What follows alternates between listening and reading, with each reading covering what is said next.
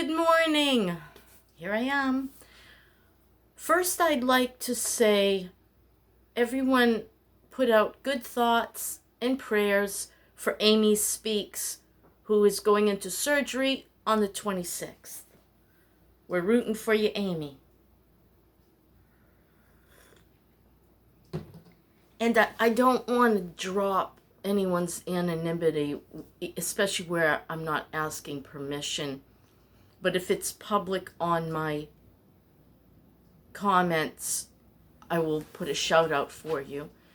One of my kids is going into surgery, and I wish you pray for that person. I don't want to break anonymity, and I don't want to say what it's for, but it will include a biopsy. And while I'm confident, because it would be quite, unusual, like 10% chance of it being anything serious, it's still always there in my mind, and I don't dwell on it. I want you to know I'm not, it's like, you know what?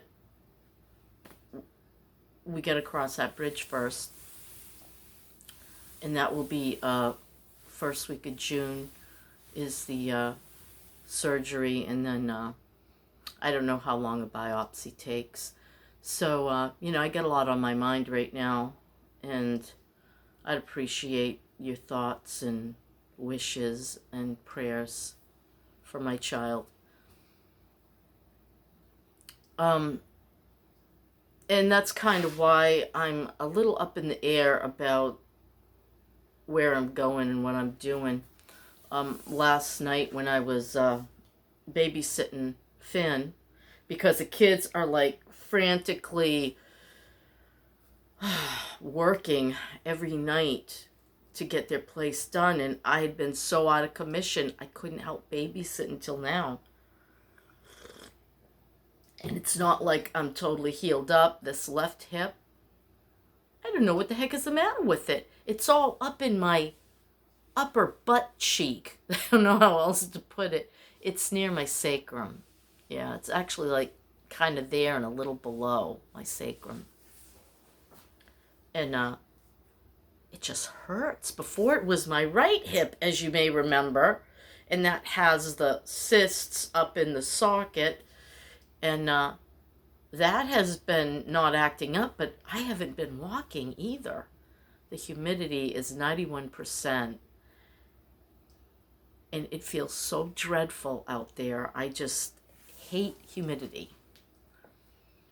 And I've been thinking about places I could go because, I'm priced out of Florida. Even the campgrounds are horrendous in this area because we're so close to the ocean. This used to be one of the cheapest places to come and live when you were older, or like when we came down here as a family.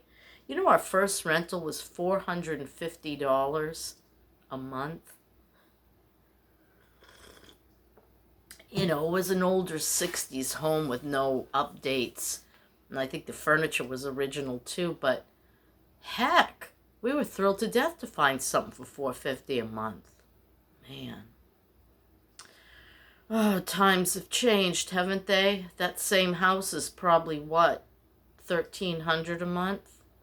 Probably even with the same furniture. I hope they remodeled. Anyway, so yeah, I think about Arkansas. I think about Colorado. Colorado has some weird water rights laws. Like you can own a piece of land but not have the right to drill on it and get a well.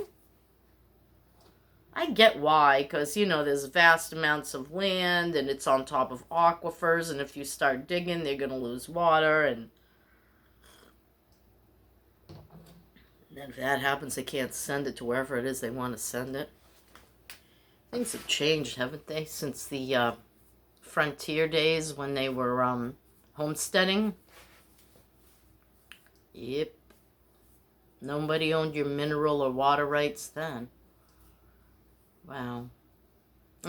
Quit daydreaming, Nikki. Okay, so, what did I want to talk about? I got so many things on my mind. Places to live. So, Barbara, I might come to Arkansas. You even offered to come pick me up. And we'll go to the beach. I gotta tell you, the beaches aren't enjoyable necessarily on the Gulf. We don't get the cool breezes and the cold water that the Atlantic side gets. So our water turns very warm. I'd like to say the word PISS warm, but I won't. So today, what I'm doing is getting the van back over to Mike and Maggie's house because Finn has to go to pre-K. So my eyes are tired. Okay, I'm just gonna spill the beans. I'm worried. I'm really worried. Last night I was babysitting Finn, and one of my sons was making his dinner before he headed over to the house to, they had to rip up a rug. They've had to clean extensively. And now they're finishing up painting. Just the kitchen is left for painting, and they started laying down, that click flooring. Because, when you pull up the rug in Florida, you got cement. And so, they're putting that down, and I guess they're coming to some very odd cuts from the doorway to the hallway, and that's going to take a little bit of doing. I certainly hope they'll be able to finish the living room tonight, because with the Maggie's going to drive Uber tonight, and Dennis Jr. will be doing the next 2 nights doing Uber for their income, Lordy, I don't know. Maybe they finished the floor last night. I'm not sure. The boys will stay until it's done, and if that's 2 to 4 in the morning, they're used to being up all night. They sleep till about 12 noon every day, from like 4 to 12. 5 to 12, depending on when they get in, and they can fall asleep, When you're when your time clock is switched around like that, you know how it is if you've ever worked third shift. I was like a zombie. I'd wake up and it would feel like I was on another planet. So bizarre. You're waking up at like 3 in the afternoon, depending on what time you went to bed. So strange. Your body knows, doesn't it? Oh, okay. Quit going on tangents. What was the other thing that was on my mind? I'm not sure. Give me a minute. I remember. They're saying awful things. And my son said to me last night, that's where I was when I went off on a tangent, because I guess it related, because they're working on finishing the place, and they've only got till the 25th to get out of their current apartment. They'll make them go in for another 3 months if they're not ready on the 25th. And they can't afford to pay both that in the new place. So, yeah, so they got to get out. And I'm very worried because one son's leg is bothering him. The other son's okay, kind of. Maggie has neck and back issues, and there's a lot of furniture.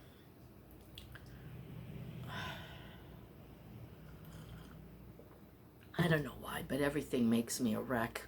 That's making me a wreck. How are they going to get all that stuff out of there? You should see the stuff. Okay, so my son's eating his dinner, and he says, I think really tough times are coming, Mom. I didn't expect to hear that, and I'm like, what do you mean? He says, they're talking $10 a gallon gas. Well, I know that people with diesel up in Connecticut are paying over $6 right now. And the person who's buying this place was very concerned. They were going to either drive or fly down here and they did the numbers and said, it's $1,000 one way, whether I drive or fly. And then he'd have to, if he has to rent a hotel and a car. And I don't want a strange man staying here. You can understand that.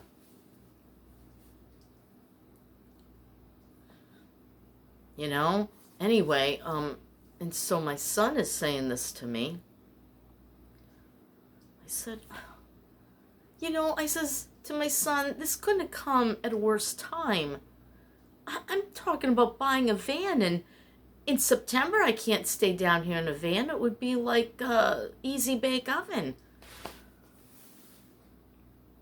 Slide me in, and when I come back the other end, I'm going to be baked.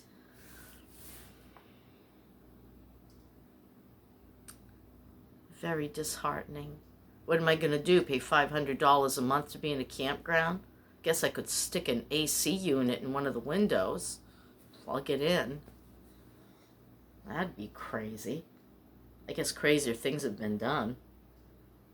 I have to put it in like the passenger window. So he says to me, look, he says, we might have to all suck it up and just stay here. He's talking about the new place. When I first went over there, I was quite stunned when I walked through the door. It's small, okay? It's a dinky 2-bedroom. Now, the 3rd bedroom is this closed-in porch that they insulated and finished off, and it has air conditioning and everything in it.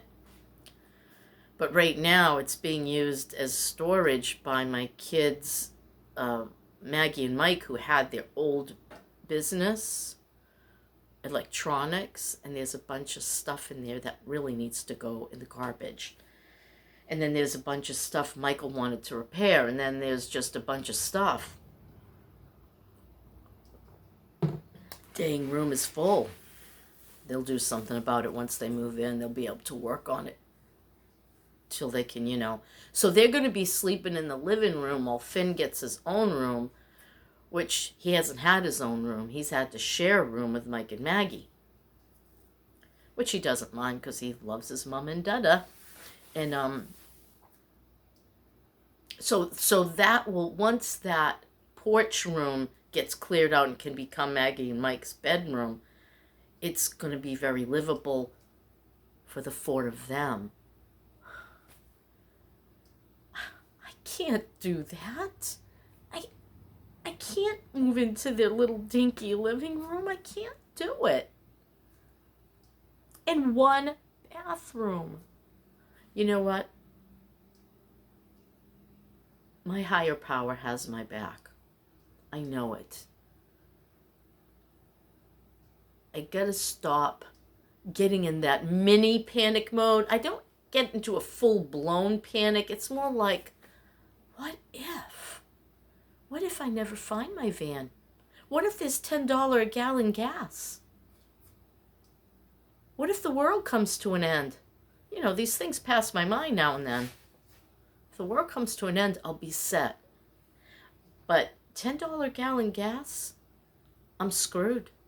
A lot of us are going to be screwed. And like my son said to me that was in the kitchen talking about this $10 a gallon gas, he says, I'll have to go to security work. I'm not going to be able to do Uber. Yeah, no kidding. I don't think anybody else is going to be able to afford Uber either.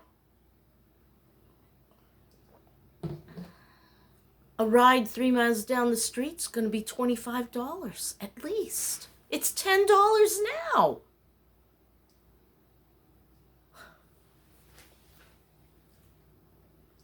I don't know.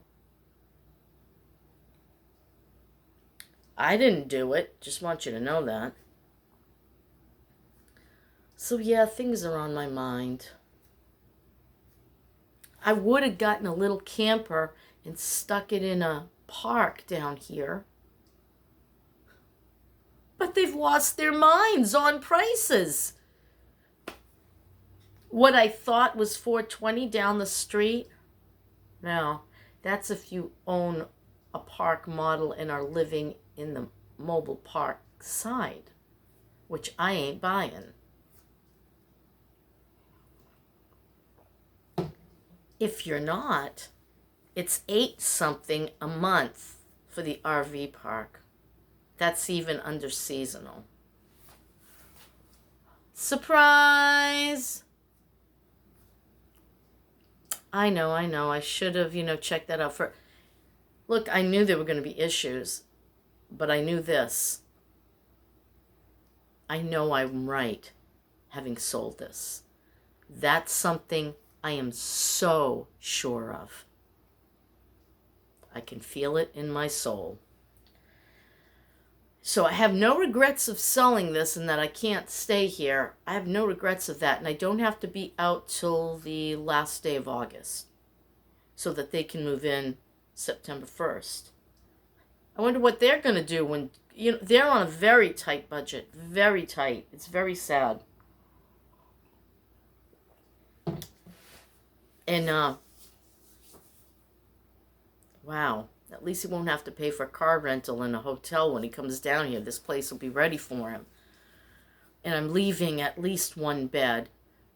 But I don't think I'm leaving the living room set because it was expensive. I bought one of the better sets for the sake of my husband.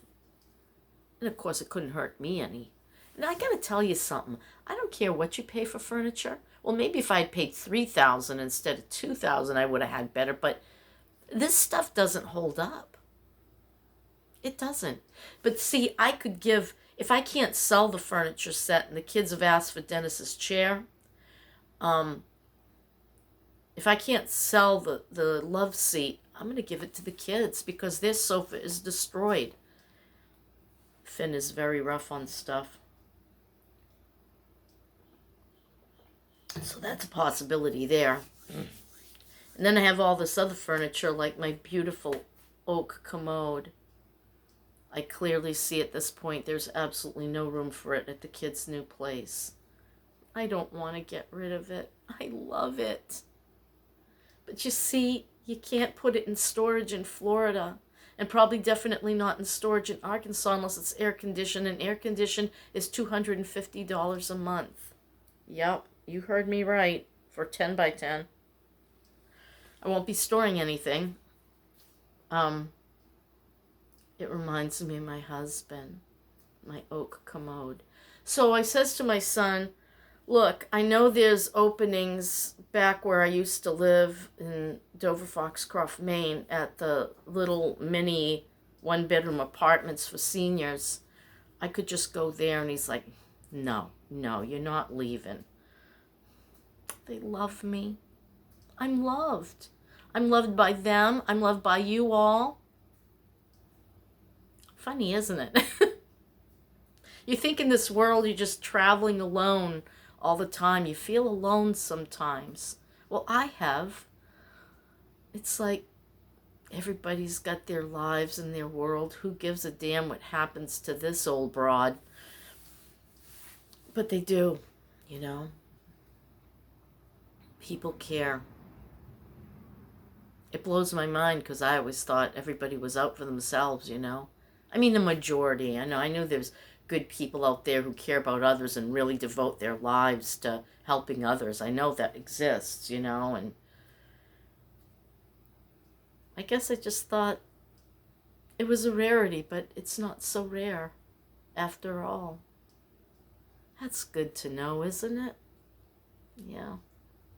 I always knew that, people always came to the assistance. Like you'd hear a story in the newspaper and then everybody would send money to the GoFundMe and all of a sudden the people have $300,000. And I'm glad because some of these causes are big. They're big. Heck, I've sent money to some of these causes, I still do. Like recently there was this petition on change.org where... Oh, it's just such a sad story. I don't want to go into it. And it involved my daughter's old high school, and so I threw $10 on that. And then I gave $5 to, what was that? Another change.org. I don't remember. But even I give money out. If I see something that touches my heart, I want to help. I want to be counted. You know, stuff. Helping others. Caring about others. I guess that's what makes the world go round. But I still have 3 months and a little over a week to figure out what I'm doing next. It keeps me on edge a little bit, you know. I mean, you can't help but, like, sometimes, every now and then, it just will be like, boom, you know, like, I'm not going to have this place to live in. You know, it's just like, whoa, how did that happen? I don't feel it was a rash decision either. And I don't feel like 2 more months, May, June, July, or, 2.5 months, was really going to make a difference in my decision. One way or the other, I was going to be priced out of here. And I have a feeling it's going to be coming at the end of this year, because mine was the only home for sale in this park, which is the lowest rent park in the area. I mean, possibly in the county. That's big. Now, there's always a possibility that I could get a trailer and have it hauled, like a camper. Yeah, something small, 16 foot, no bigger, and have it hauled to a campground somewhere else in the area. But I don't want to be that far away from my kids, because then I still probably, it would be very tight to be able to afford a car, especially if there's going to be $10 a gallon gas. Oh, no, please, don't let that happen. Let's hope not. I never dreamed things would get so weird. I don't know. I did a whole video the other day on what I thought about this and the food shortages and everything else, and I erased it because I'm like, I can't go back there. I did the doomsday prepper thing before, and it all worked out anyway, and I had thousands of dollars of number 10 canned food, right? And I ended up giving it away. I helped a lot of people with that canned food. It was still good, you know? They suck all the air out of it. Put the little nitrogen packs in there. I think that's what it's called. Maybe it's not nitrogen. Maybe it's something else. I don't know. They put something in it and all the air goes out. Oxygen absorbers is what they call it. And then, yeah. So, oh my gosh. I had enough stuff. You're not going to believe this, really. I had enough stored food for 5 people for 5 years. Yup. I was that full of fear of the future. I had chicken and beef and turkey, all in cans. I had cheese and milk and eggs. I had berries and green beans and I don't know what all else. Potatoes. I think there was broccoli. Crazy person. And then I had stores of 50-pound bags of grains, corn.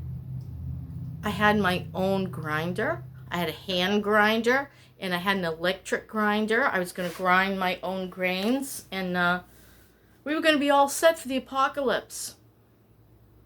It was a very secure feeling, to be perfectly honest. The only thing was water. But there were 3 rivers in Milo, Maine.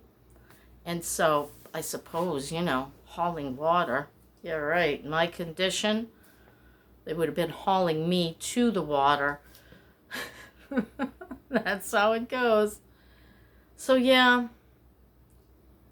And then all the stuff I have. I don't want to get rid of my books. I love my books. I have a lot of books. I do have a pile that I'm going to get rid of. It's breaking my heart. Oh well, I gotta start working on this stuff, but first I gotta finish helping the kids get into that place. So babysitting is paramount. Gotta get that done. Well, that's all the thoughts on my poor riddled mind. And I guess I'll talk to you all tomorrow, if I have something to talk about. This was a little scattered, but no, it was mainly on, I think I'd call this uncertainties of the future. You know, I gotta make sure that one of my kids is okay. That's really important to me. And gotta make sure they're all settled into their little place, or I won't feel good about life. And I don't worry about me as much because I'm a survivor. I don't know how I've done it all these years, but I am a survivor. I've survived so much. And I'm still here, and I'm still kicking, except for the left leg doesn't kick as well as it used to because of my hip. But you know what? I'm back on my diet. I did really well yesterday. I just want to check in with you about that. I stuck to my guns. And now I think I'm going to go have a piece of watermelon because I love watermelon. Oh, and this is a good one. I can tell it's crunchy and it's sweet and it's juicy. What a combination. Love it. So that's my story, and I'm sticking to it. Thank you so much for being here. Thank you so much for your comments, your kindness, and your love. I'm going to need it in the months to come because I do feel a little free falling. But I know I'm going to land somewhere. Might not be where I want to land, but I'm still going to land. So y'all have a good day. Don't forget Amy Speaks, and don't forget one of my children. So, see y'all later. Bye.